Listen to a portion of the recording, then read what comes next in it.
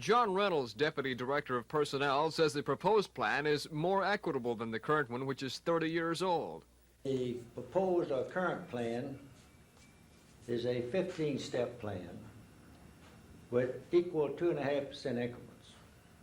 And what does this mean to an employee?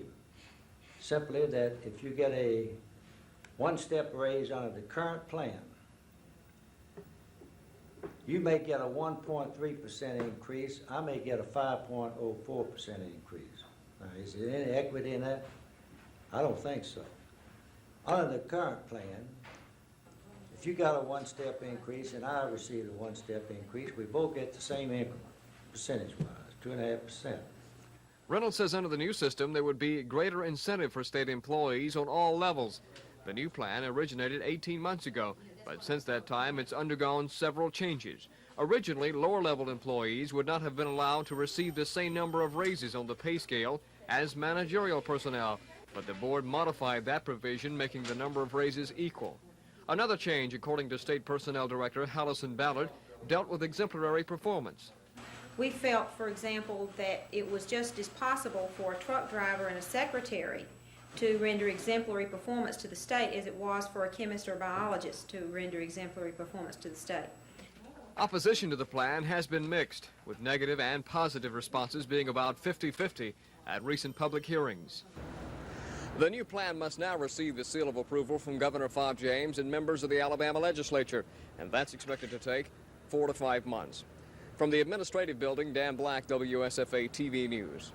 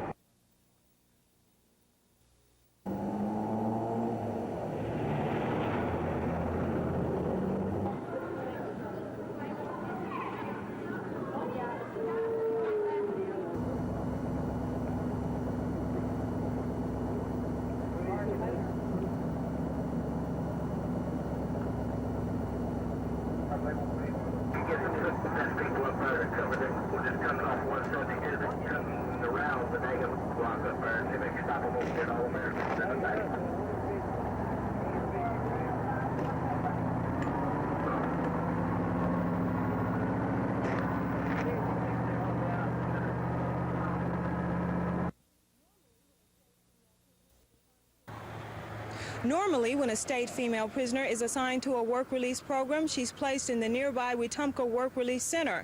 But if efforts by the women's attorney, Solomon Say, are approved, the two will be placed in a Macon County Work Release Center, which prison officials say is highly unusual.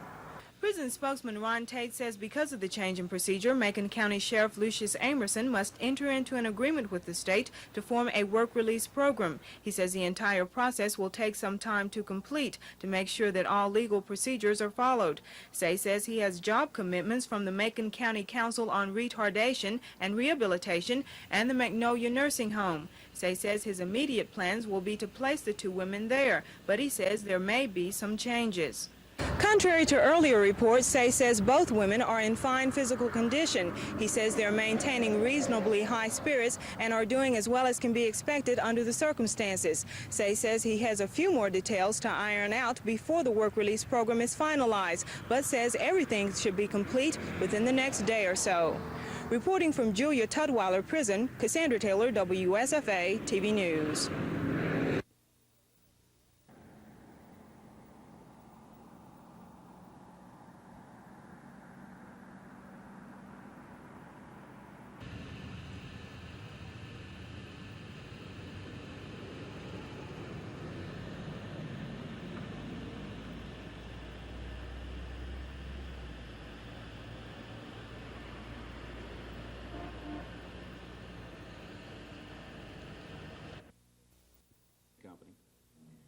And their feasibility study stated that that 600-acre park should accommodate all the industrial. We were going to have to develop a new industrial park. So we began. Is the 300 this past year, in addition to Revco's major distribution facility, which is located at Interstate Industrial Park, the Winn-Dixie Darling Bakery, which also located at Interstate Industrial Park, and a number of existing industry expansions, we were fortunate enough to announce the largest single manufacturing facility in the history of the state of Alabama, the $1.5 billion General Electric facility. We should see continuing economic growth, significant economic growth from that facility for many years to come. Montgomery's become the fastest growing metropolitan area in the state of Alabama.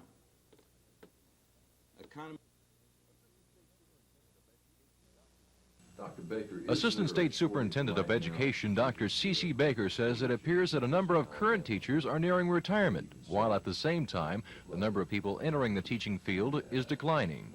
And so when you look at that, those kind of things, naturally, they would indicate to you that we're gonna run into a shortage pretty soon. Does that scare you? Well, yes, it does, because I'm concerned about how we're gonna deal with that kind of problem when we get to it. Too many teachers and not enough jobs. That's been the case up until now, and college students have heeded the warning and chosen to stay away in droves from the education profession. Dean of Education at Auburn University at Montgomery, Dr. Norbert Martins, says some of the universities have seen as much as a 25% decline in education enrollment. Martins says these students taking an early childhood class, which prepares them for teaching nursery school through 3rd grade, will have no problem finding a job when they graduate. And what we're finding right now is the shortage in math and science is critical, and that's well known.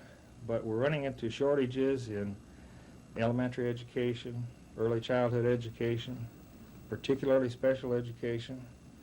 And I'd say right now that anyone that's interested in teaching, with the exception of a couple of fields that traditionally have always been overfilled, there's going to be really good opportunities by the time they graduate. However, education graduates with degrees in subjects like social studies, English, and physical education will have a hard time finding jobs because there's still an oversupply of qualified people in those fields. But for math and science teachers, Baker and Martins both say the need will remain critical until public education can compete with salaries paid by private industry. Don Phelps, WSFA TV News. The House appeared settled into its interpretation of budget isolation. The House is allowing a bill to be voted on, and if it receives a simple majority, a resolution allowing it to be exempt from budget isolation then must receive at least 63 votes. But the Senate appeared confused over whether to proceed with its interpretation, which requires the transmitting resolution first, then the consideration of the bill. Because each House is taking a different approach, Senator Doug Cook has offered a resolution asking for a Supreme Court opinion on the legality of budget isolation. Cook says until they get a ruling, any bill passed could be open to challenge. Although the House has passed a half a dozen or so bills under its interpretations of budget isolation, Representative Rick Manley is gearing up for the worst. He's introduced and received committee approval of a bill that would repeal budget isolation. But Manley says he'll move his bill only if isolation begins to bog legislation down. Budget isolation has also given considerable power to the House and Senate Rules Committee. Senate Rules Committee Chairman Albert McDonald has for the first time in a number of years exercised a rule requiring all resolutions from the Senate to be routed through that committee. Under budget isolation, all bills will have to be accompanied by a resolution to be transmitted. That means every bill leaving the Senate before the budgets are passed has to be considered by the Senate Rules Committee. So far, the House Rules Committee hasn't exercised that prerogative. Under the budget isolation rules, the House has only given approval to 4 statewide bills and about a dozen local bills. The Senate has only given approval to 1 local bill. As for the budgets, the House Ways and Means Committee met briefly this morning to consider the general fund budget. It is scheduled a meeting next week during which the budgets could be passed out of committee and sent to the full House. The Senate Finance and Taxation Committee hasn't taken the budgets up yet. It'll be at least next week before the Senate committee begins the tedious work of public hearings on the budgets. Chris Grimshaw, WSFA TV News at the Capitol. HJR 56 by Mr. McCorkadale, strongly urging the Alabama Department of Corrections to reach review, and I would ask the clerk to read the first resolution, please, and some of you might want to be told about it. What is your opinion? Request now on suspension of rules, made adoption of the resolution. All those in favor say aye. Opposed, no. Ayes have it, the resolution is adopted. Clerk, proceed to the next resolution. Read the next resolution. I'd ask this might be very interesting to many of you because it was interesting to me when I first learned of this, and so I'd ask the clerk to read this resolution, please. HJR 56 by Mr. McCorkadale. So this money is actually spent regardless of race, religion, sex, or national origin. We minister to whoever comes to us. Catholic Social Services here in Montgomery on Clayton Street is such an agency that benefits from this money. They are involved in counseling people, families with trouble, direct aid to the poor. They're paying people's utility bills who can't afford to have the heat on in the house. They are helping unwed mothers, helping people adopt children, finding foster homes for children that don't have a home, supporting homes for the aged, and in general giving counseling and advice and resources and sharing the talents and the time and the treasure of all the rest of us with those people who are deserving and needy.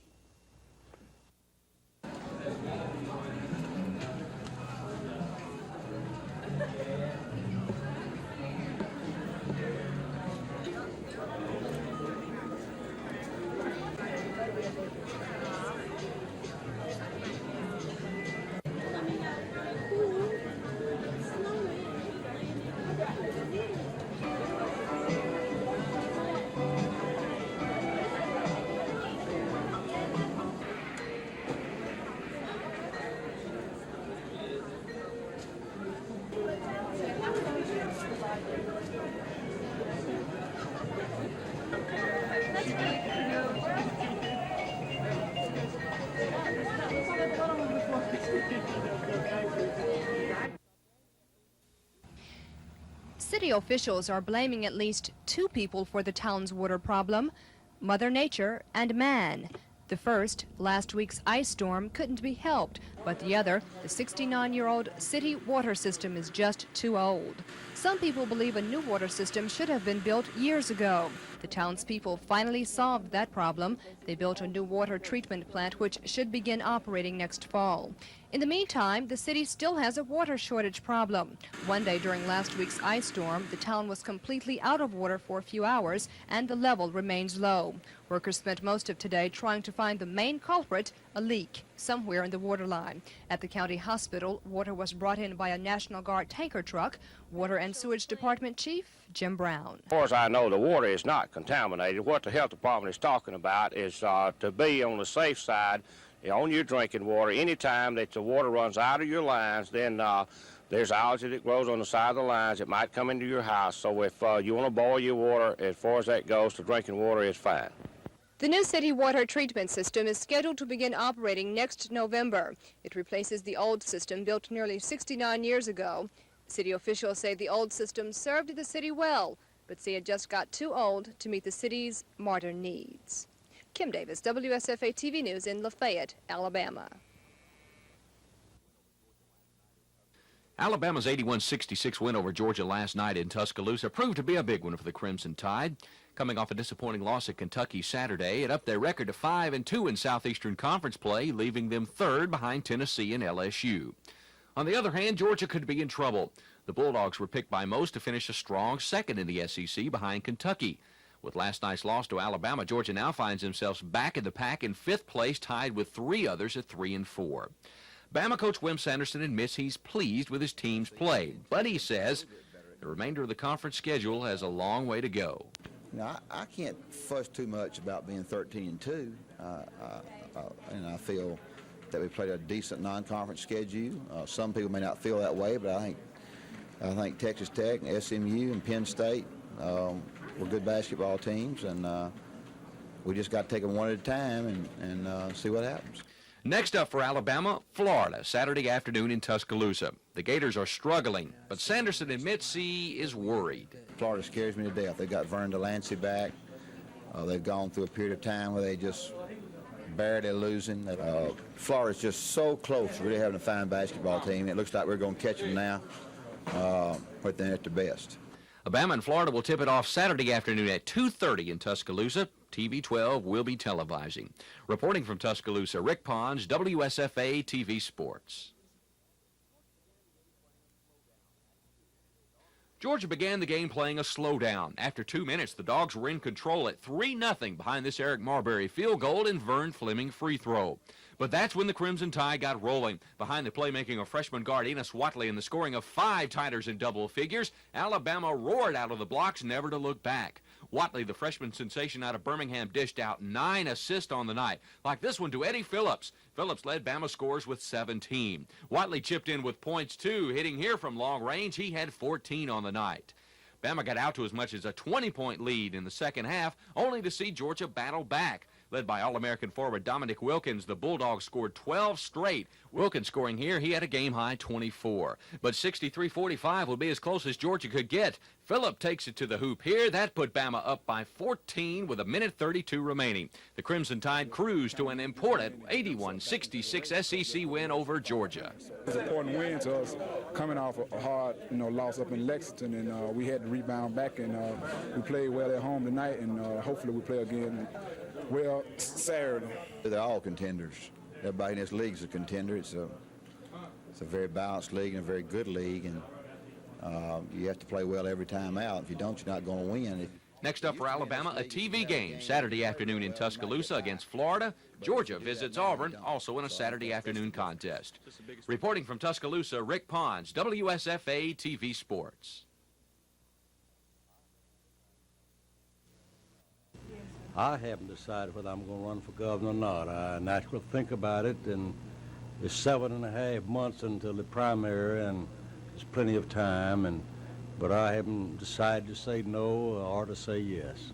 During his comments to the Eastdale merchants, Wallace talked of the importance of preserving the middle class in this country. He says the middle class is composed of those people who produce goods and services, pay taxes, and fight in the wars. Wallace says unemployment, inflation, and high federal taxes have made America's middle class an endangered species. He says if the middle class is eaten up by the recession, America will undergo some strong political changes, either to the far left or the far right, which will endanger this country's stability.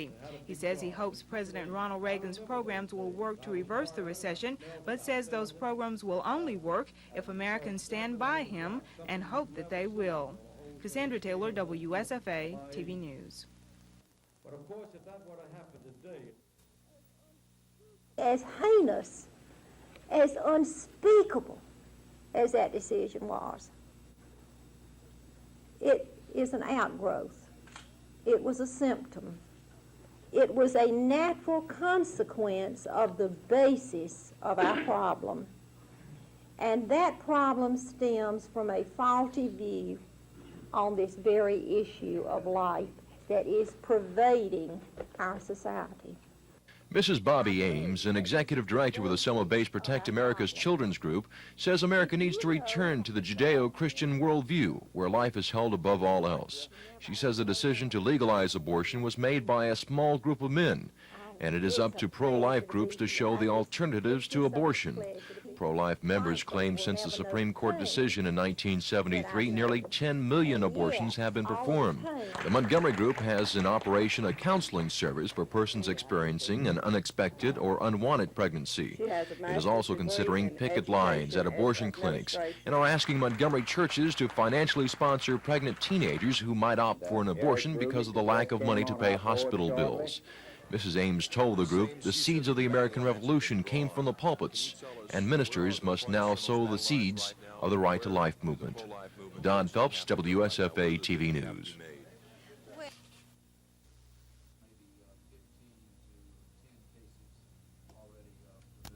been working on it since April of 1977.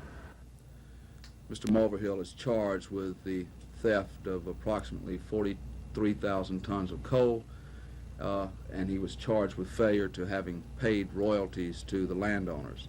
In essence, he mined property he didn't own and sold the coal and never paid anything back to the, we allege that he never paid anything back to the investors. I mean, not to the investors, to the landowners. The case is a result of investigation. About 35, with another 30 to 25 anticipated. That led to the formation of the Leviticus Project. All facets of the coal business.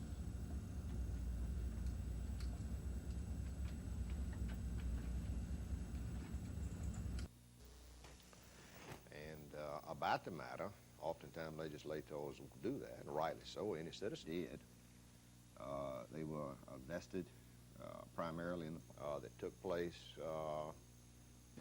lawful. I believe that if the public votes yes on amendments 1, 2, and 3 on March 2nd, that you will see tremendous revitalization in the construction industry, and the plan that we presented to the legislature that they passed and now put before the public will result in tens of thousands of jobs in Alabama, real jobs, in 1982.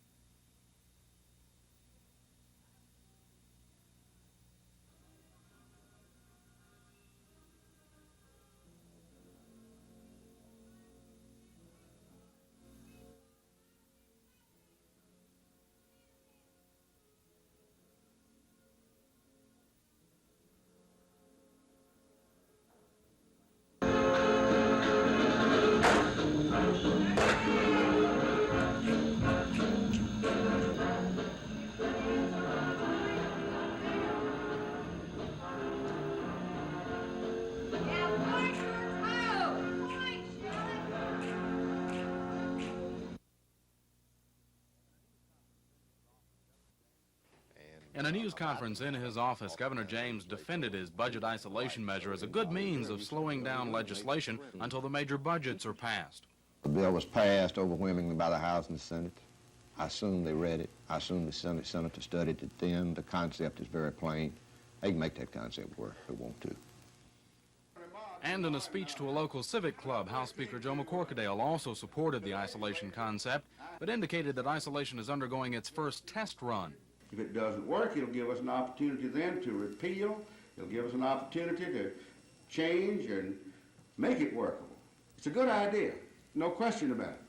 McCorkadale said that some changes will probably come about, but he didn't specifically say what type of changes. McCorkadale placed a great deal of emphasis on the proposed budget, saying he thought they were very, very optimistic. And Governor James placed his emphasis on his legislative package to reform teacher and employee benefits, crime laws, and the Commission on Higher Education. The governor used a football analogy, saying he had thrown 3 good passes to put the state on solid ground, hoping the legislature wouldn't be distracted by approaching footsteps of what he called special interest groups in politics.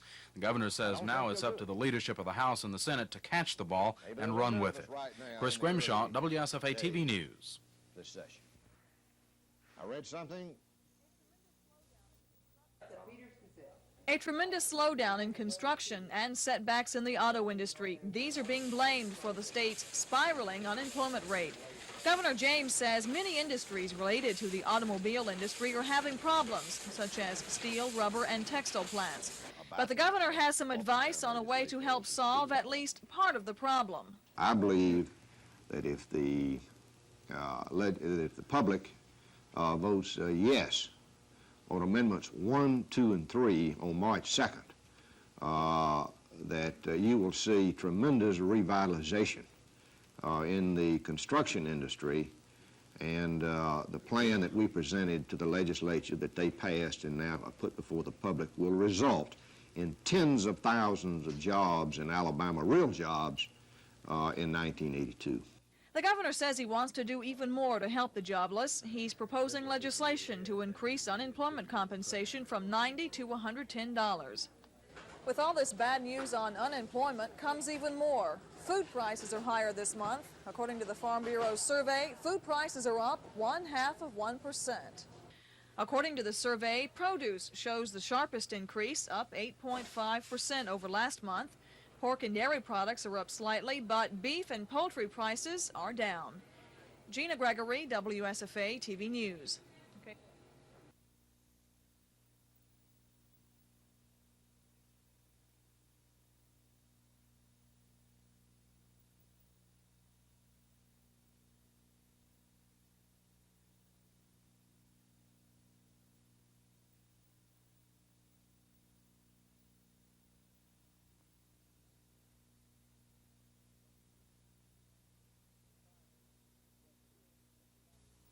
Final resolution of the matter. This is still a prison. They are still imprisoned. They are still, and because it comes to crisis here almost at the beginning of hearings in the Senate for the Voting Rights Act, we believe that God may have sent this in SCLC. Philip Cousin, AME Bishop for the state of Alabama. Johnny Cox, businesswoman of Allenstown, Alabama, East County, also.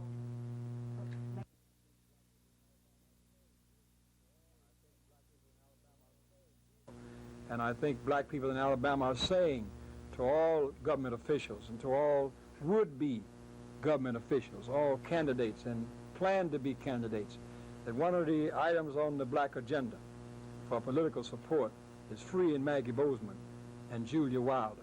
We consider this an act of contempt against black people and against poor people. How dare they imprison our mothers who engage in the democratic process of voting and encouraging others to vote. We think it's a terrible travesty of justice, and we would hope that the Pardon and Parole Board would hear our cry and free our mothers.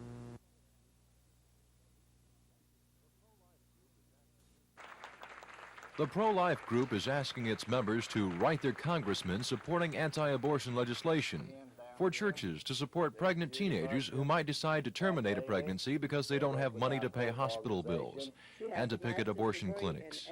Mrs. Bobby Ames, an executive with the Selma-based Protect America's Children movement, told the group the decision by the Supreme Court to legalize abortion is a reflection of the way society was drifting. In the last several generations, there have been decisions made that were arbitrary, based on what people thought were good for society at that moment. And the judgments for some of these very important decisions were made by people who didn't hold to our Christian heritage. And so we have the invasion of a secular, a materialistic, a chance-oriented worldview that has been imposed on what has been historically a solid-based Judeo-Christian culture. Mrs. Ames says it's time to return to the Judeo-Christian view of the world, when human life was considered above all else. Don Phelps, WSFA TV News. Consequence of the basis of our problem.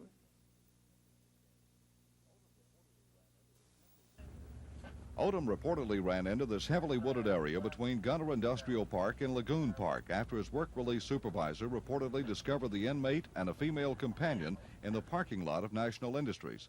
The inmate was not authorized to leave the building without notifying authorities.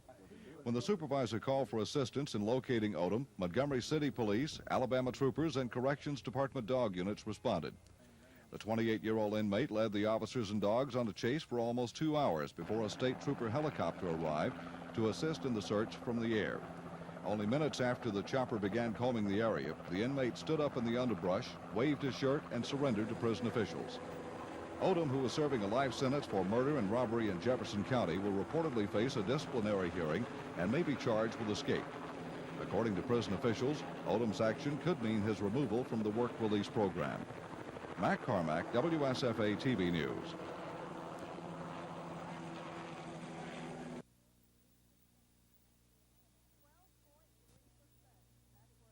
.3%. That's where Alabama's unemployment rate stands now, and it could go up. Industrial Relations Director Franklin James says more than 200,000 Alabamians were out of work last month. He says the increase was caused by seasonal declines in agriculture and the long-term effects of the nationwide recession.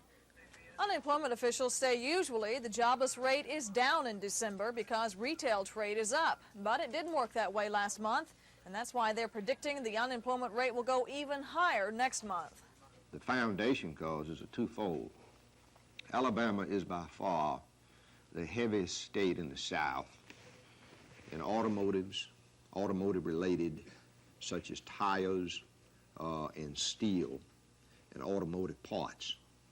If you look at Michigan's unemployment, you find it very, very high. Michigan is a Midwestern state that is very heavy in these industries. And each of these industries, of which Alabama is so much heavier than any other state in the South, have been hard hit. Tremendous layoffs over a period of 12 to 18, 2 years now. Where are jobs available? The unemployment office says on any given day there are about 2,500 openings across the state. Right now, they say there are openings for people with clerical skills, for computer programmers, engineers, nurses, management trainees, and skilled craftsmen. Gina Gregory, WSFA TV News.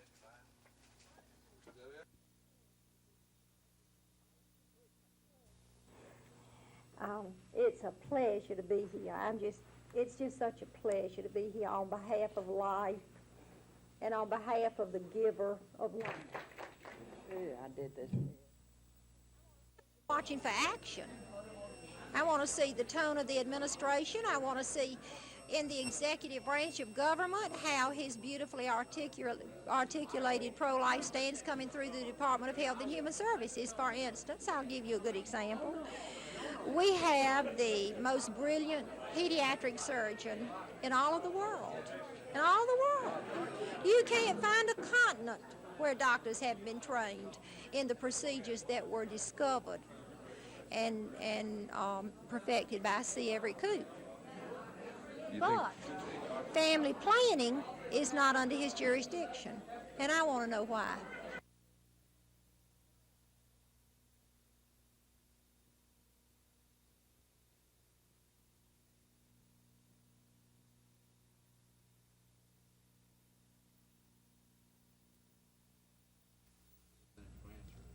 Nationally, and now I think this brings the total to somewhere around 20 or 21 next 2 to 3 months. Mr. Mulverhill is charged with the theft of approximately 43,000 tons of coal, and he was charged with failure to having paid royalties to the landowners.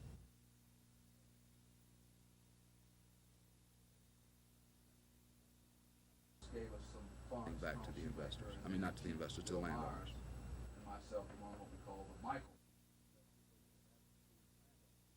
Especially where you have absentee landowners who happen to have substantial tracts of property that they either own outright or own the mineral leases to.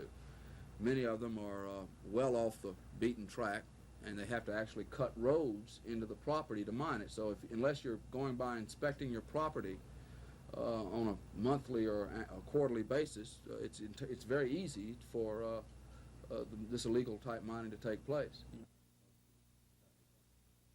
I believe so. It was in the Blount County area.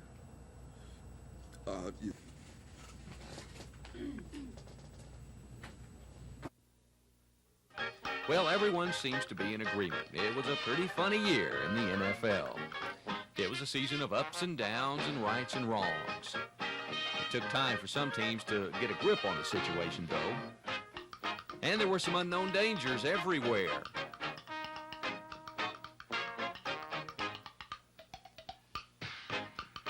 Yeah, the sidelines were just as menacing as the playing field. And as always, the kickers provided their usual share of boo-boos.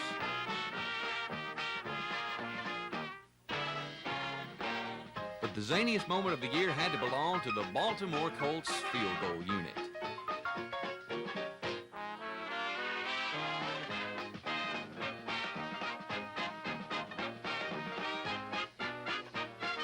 Yep, it was quite a year for the NFL funnies. This is Rick Pons reporting.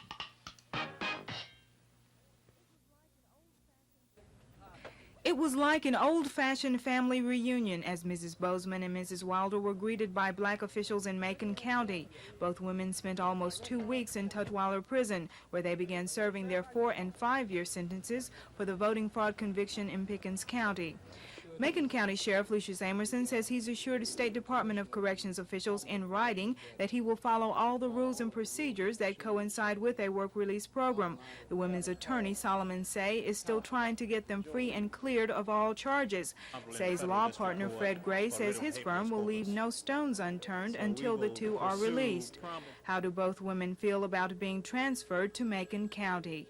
I feel at this moment pleased and happy with the type of influence and the confidence that the state officials had in this representative of this particular county.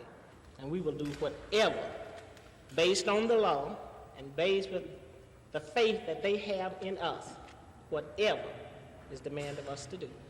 So I just want to thank this group that turned out and decided that they would help us. I just appreciate that so much. You should have my prayers, and I just thank each of you. Mrs. Bozeman, who taught school for a number of years in Pickens County, will work at the Nathaniel Travis Activity Center. Mrs. Wilder will work with the Senior Citizens Program. Sheriff Amerson says the details of where each one will live hasn't been settled yet, but tonight both women will stay with friends. Reporting from Tuskegee, Cassandra Taylor, WSFA TV News.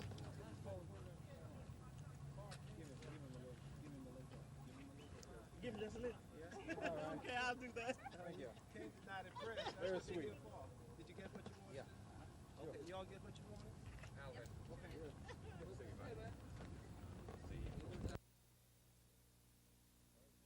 Bulldogs going to pose? Well, they pose problems for you in a lot of areas. They are an extremely physical rebounding team. Very, very good. Their stats don't show it, but their spectacular leaping ability does. They're capable at any time of getting any rebound. I think the other thing is their team speed is awfully good, and they get down to court and get it in the bucket too quick on you with a break.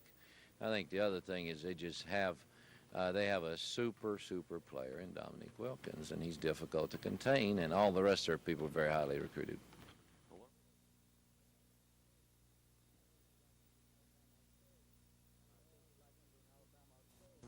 And I think black people in Alabama are saying to all government officials and to all would-be government officials, all candidates and plan to be candidates, that one of the items on the black agenda for political support is freeing Maggie Bozeman and Julia Wilder. We consider this an act of contempt against black people and against poor people.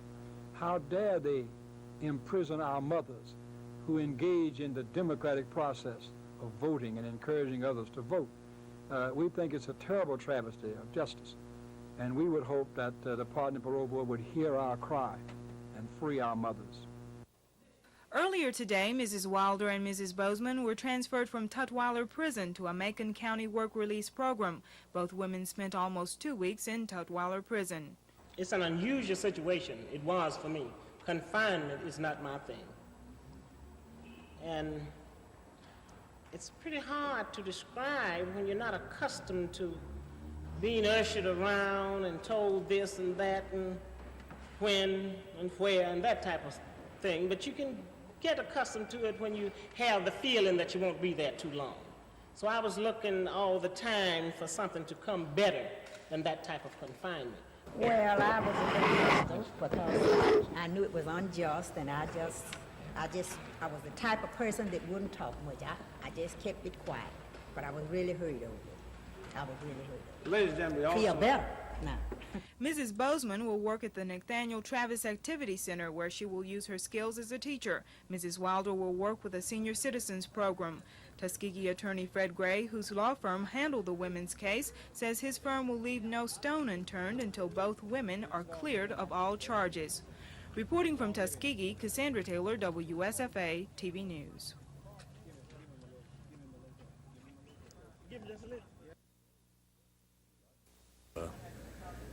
You'd like to think or say that justice was done by, the judge telling the jury they had to find him not guilty, which the jury would have done anyway in my judgment. But you can't really say justice was done when you put a man that had a good reputation, been elected 4 times, when you indict him, drag his name through the mud, smear it over the press, you cost him huge amounts of money for his legal fees, and then even though he gets completely cleared like he did, you can't really say justice is done when you've made a man and his family go through that kind of stuff on evidence like they had. It's a shame that the state could bring a charge like, with nothing behind it, like they did against him.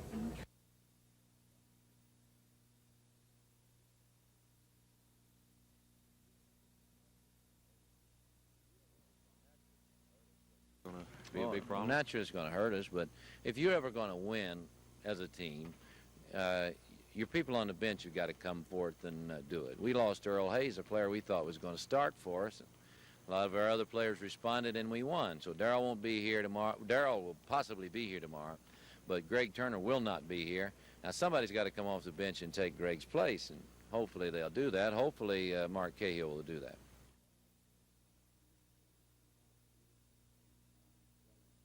Nice Joe could come back for the 3rd time here in a row since January and in September again. I'll turn the program back over to Commander Wood. And that's, I'll tell you what, ladies and gentlemen, this is what they're going to cover, plus the school restructure. And we would like to, if I may, introduce some people up here at the head table. You've met Wiley. Thank you. He had on overcoat, top coat, snowshoes, and everything else. And he got down here and he said, damn, it's hot. I went to the head guy.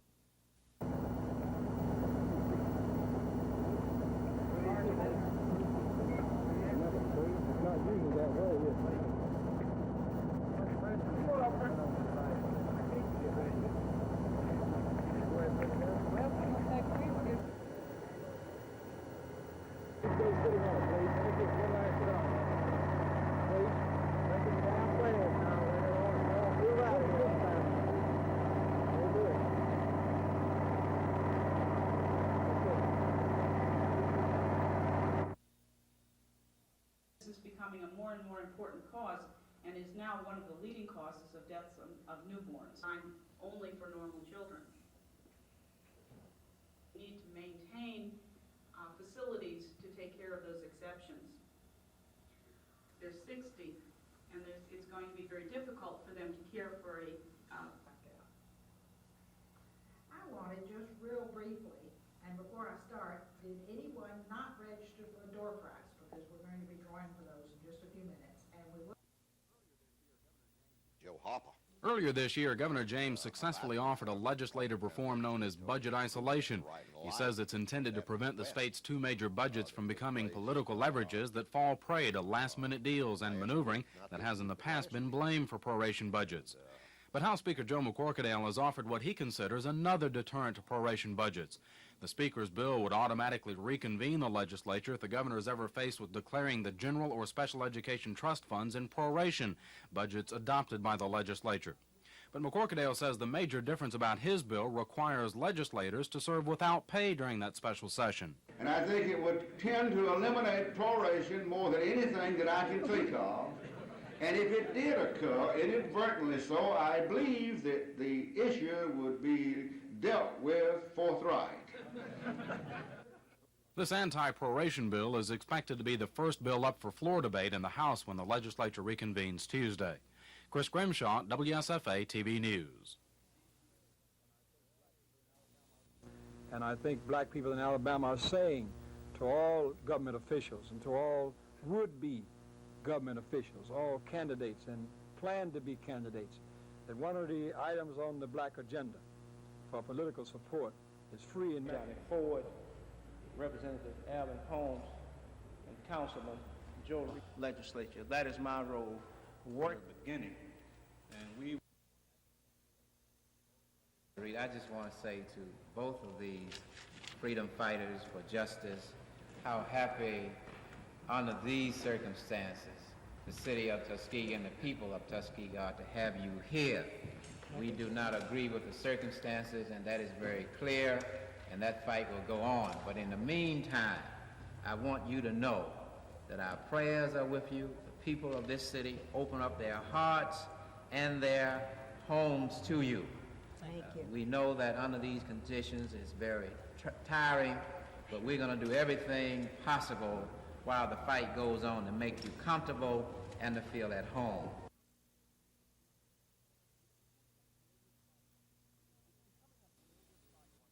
It's becoming a familiar sight once again in Alabama. George Wallace shaking hands, George Wallace making speeches, George Wallace touching political bases all over the state. But amid continued speculation and questions about a possible candidacy in 1982, the former governor is keeping his political plans a secret. He still won't say if he's going to run. But it's no secret that Wallace is showing up in the public limelight more than usual these past few months. Today he spoke to representatives of about 9,000 state school support personnel, and he at least acted like a candidate.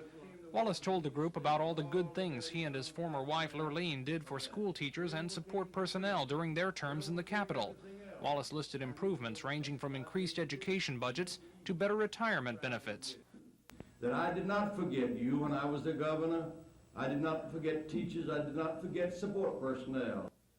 Wallace said no one has ever before had a proven political record like his and Lurleen's, and probably no one ever will. He says if he decides to run, he won't have to make promises because he's already shown the kind of work he can do. But as for the big question... I haven't decided to say yes, but I sure haven't decided to say no. Tom Foreman, WSFA TV News.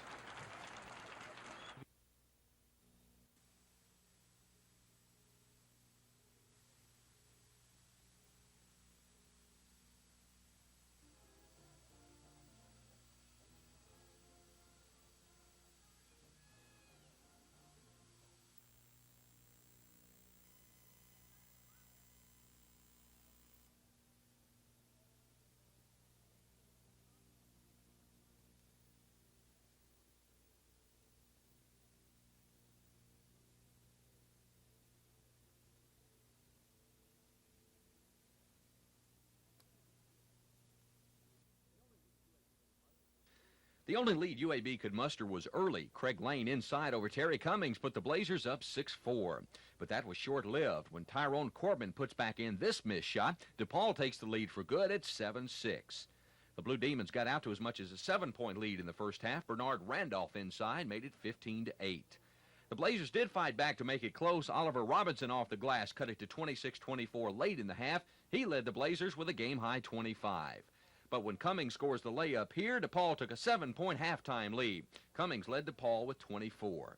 Second half now, the Blue Demons ran their lead out to as much as 13. Skip Dillard gets a bucket off the fast break here, 51-38 DePaul, Dillard with 15. UAB could get as close as only 6. Llewellyn Foster scores here off the fast break. That cut the DePaul lead back to 67-59 with 5:30 remaining. But the fourth-ranked Blue Demons prevail. They win it 79-68 over UAB. DePaul improves to 16-1. UAB falls to 12-5.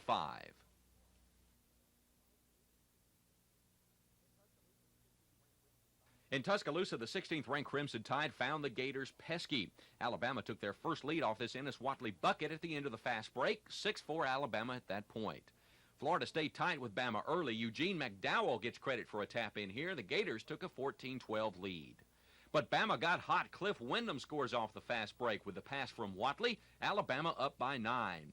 The Tide got their biggest first half lead at 34-21 when Terry Williams scores here. Florida fought back to cut Bama's lead to 4 late in the first half. McDowell inside after a nice fake. On to the second half, the Gators got as close as 2 twice. Ronnie Williams inside cut the Tide lead to 46-44. Williams led Florida with 20. But Bama caught fire behind Eddie Phillips. He slams one here off the assist from Watley. Phillips led the Tide with 20. Phillips gave Bama their biggest lead at 19 points when he hits a hook shot here. He was fouled. With the three-point play, Alabama led it 74-55. The Tide went on to win 82-71. Bama now 6-2 in the SEC. Florida, in losing their 11th straight, falls to 1-7.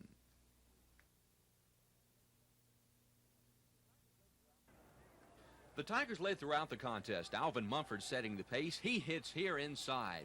Alvin had his best day as a Tiger, scoring 19 points. He also played intimidating defense. Here he takes a charge from Georgia All-American Dominic Wilkins. Matching Mumford for high point honors was Odell Mosteller. The junior hit most on long-range bombs like this.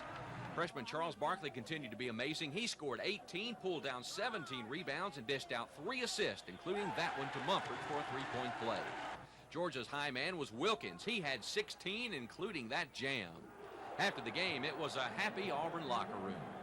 Well, you know, we thought we had something to prove today because everybody, you know, we thought we should have won the game at LSU. But we just came out today and proved that we got a good team. Well, the team, we was up, and I don't think that the loss of LSU got us down, and that was one thing that we didn't want to do is get down. And everybody was together, the team-wise, and I believe that that's what it was, and I was just happy. Do you like the way your team played after the LSU thing? Well, you know, everybody thought, well, how are they going to go?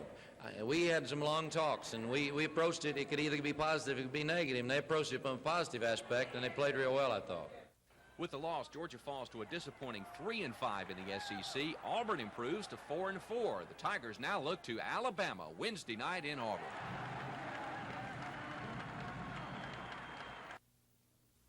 Nice y'all could come back for the third time here in a row since January and in September again. I'll turn the program back over to Commander Wood. And that's, I'll tell you what, ladies and gentlemen, this is going to cover plus the two of these structures. And we would like to, if I may, introduce some people up here at the head table. You've met Wiley. Thank you. He had on overcoat, top coat, snowshoes, and everything else. And he got down here and he said, damn, it's hot. I was with the head guy. 48 girls competed in the state competition after first winning at local levels. Last night climaxed a week of competition and preparation in Montgomery, all leading up to the big moment. 82 Alabama Junior Miss, Jamie Hendricks.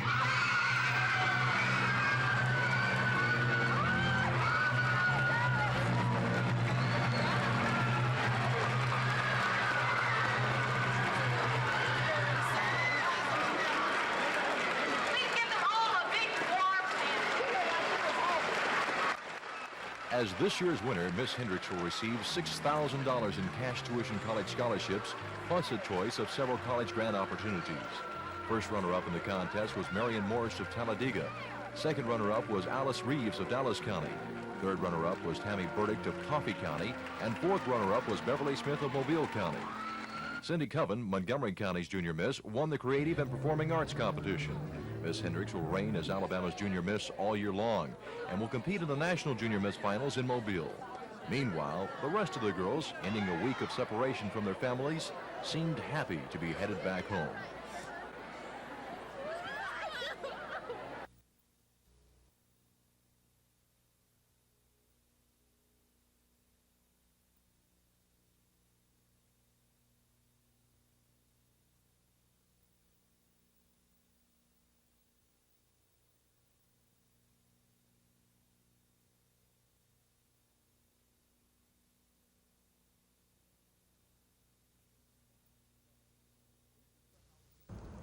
This is the house the governor's built, but some people don't want them to live there anymore.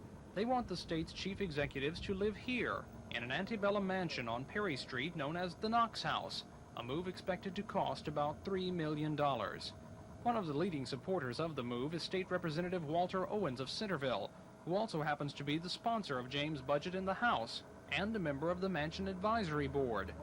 Owens says at first he didn't think the state could afford the 11,000 square foot Knox House, but area preservationists convinced him private donations could help the state pay for the project, which would involve not only acquiring the mansion, but the land and buildings on both sides.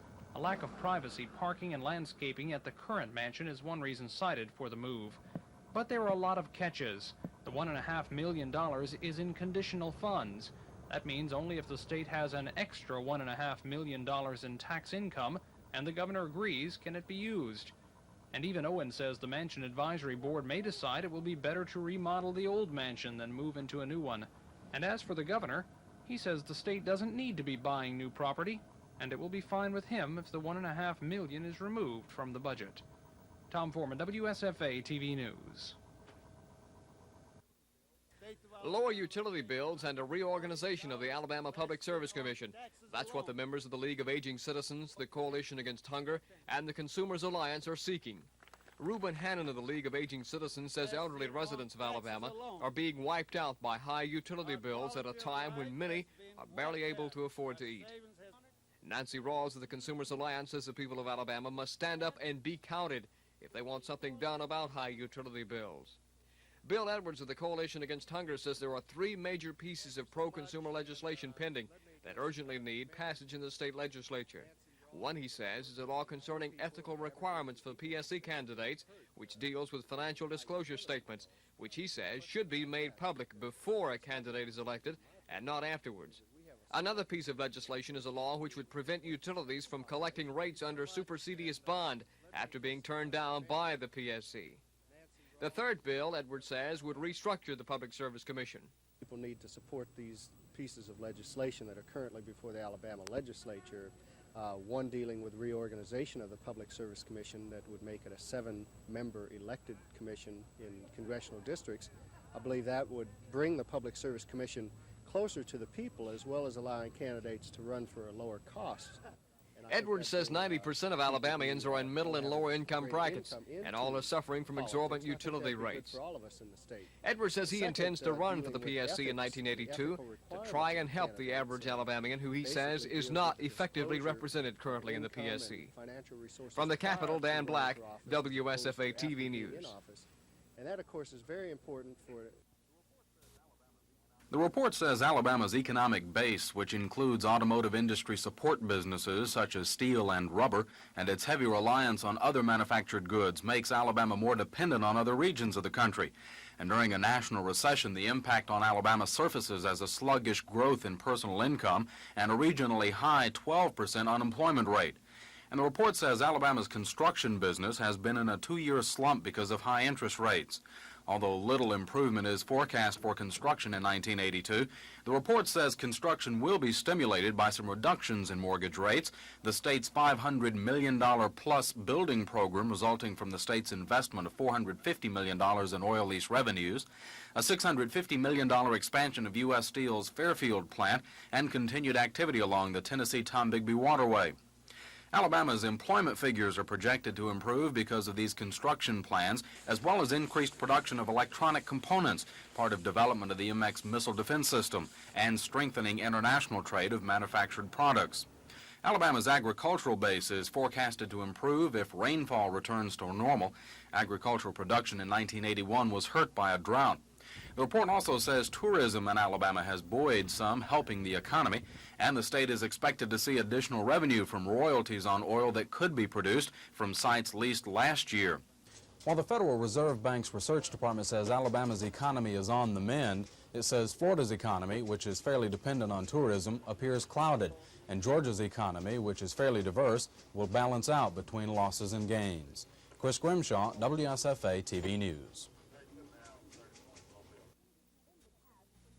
In the past, when utility companies have gotten smaller rate increases than they requested, they've asked the Supreme Court to referee their appeals battles with the Public Service Commission. But now, the Commission is fighting back by supporting House Bill No. 4, designed to prohibit utility companies from collecting any or all of a requested rate increase under bond.